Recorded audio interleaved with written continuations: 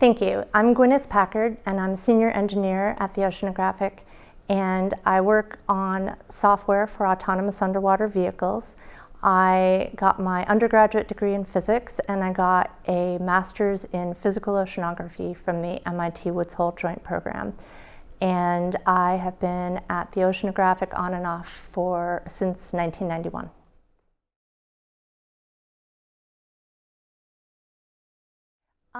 I would say that over the decades, working in physics and physical oceanography as one of the only women in the room or on the boat, or as a biracial woman, my mom is black and my dad is white, it was obvious the lack of representation over those years, and that made me feel the need, but that felt sort of self-serving, that felt sort of very personal. And it wasn't until I started seeing some of the articles about how diversity improves creativity in teams, improves innovation for teams, that I started really thinking about it in a system point of view, and thinking less what I need and more what the team needs and what the work needs.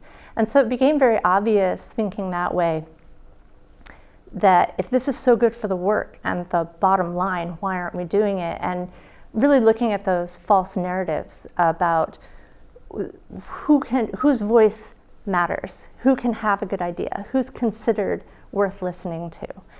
And that comes to bear in conversation after conversation. We've all heard the story or seen it happen, that someone from an outgroup makes an idea, says an idea in a meeting, and it's not listened to, but then someone else suggested it from the in-group, and they're listened to. And it's happened to me. I had an incident where one of our leaders, I said, we were having a design meeting, and I said, well, what about this? And he said, we don't need to worry about that. And he got up and he started walking out. And my peer, who was a white man, said, actually, I think we do need to worry about that. And I saw the leader turn around and become present again. And he walked back to his seat and sat down and faced him, and they had a conversation about why that matter was important.